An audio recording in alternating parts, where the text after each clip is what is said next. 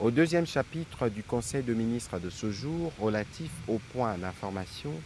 État et administration du territoire, le vice-premier ministre, ministre de l'Intérieur,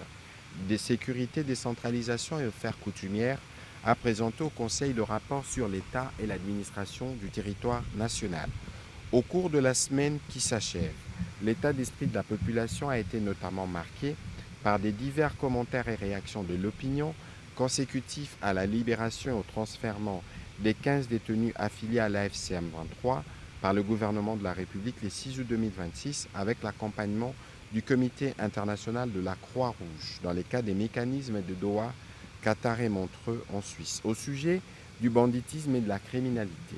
il a évoqué la poursuite par la police nationale de la traque de criminels clowns à travers l'opération Ndobo. Par ailleurs, il est également signalé les transferts à l'auditorat militaire de Gombe des 5 bandits à main armée autour de braquages spectaculaires des cambis et autres commerces dans la ville de Kinshasa, dont les images étaient devenues virales sur les réseaux sociaux. Sur un autre volet, il a fait rapport de la réunion interministérielle axée sur les retours des déplacés dus au conflit Mbole et Lengola en province orientale, dans la province de la Chopo, que le ministère a organisé le 11 août 2026, laquelle a abouti aux résolutions ci-après.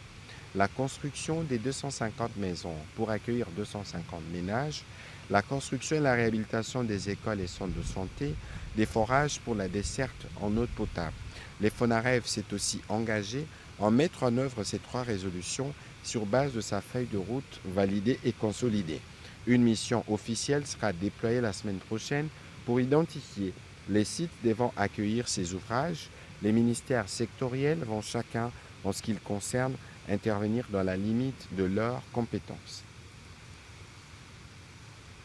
Pour sa part, le vice-premier ministre, ministre de la Défense nationale, a brossé la situation sécuritaire marquée par la poursuite des activités hostiles de la coalition d'agression RDF M23 sur les théâtres des opérations dans le Nord Kivu et le Sud Kivu, en violation flagrante de la résolution 2773 du Conseil de sécurité des Nations Unies et des principes de cessez-le-feu. Face à toutes ces actions ennemies, il a rassuré que nos forces armées répondent efficacement avec une ferme détermination tout en empêchant leur extension et en faisant obstacle à leurs ambitions d'occupation et de pillage de nos ressources minières.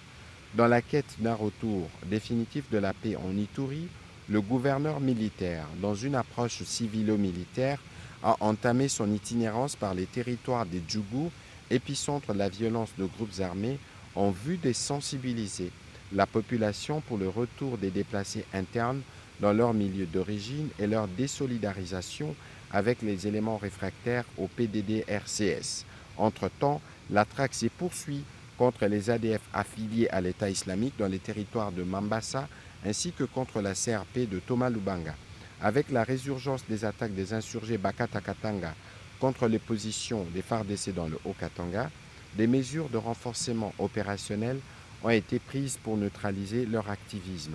Dans les territoires des Mitwaba, nos unités ont été déployées en renfort pour traquer les insurgés Bakata Katanga qui ont attaqué le camp des FARDC au village Kubo avec un bilan de 8 personnes tuées, dont 6 enfants.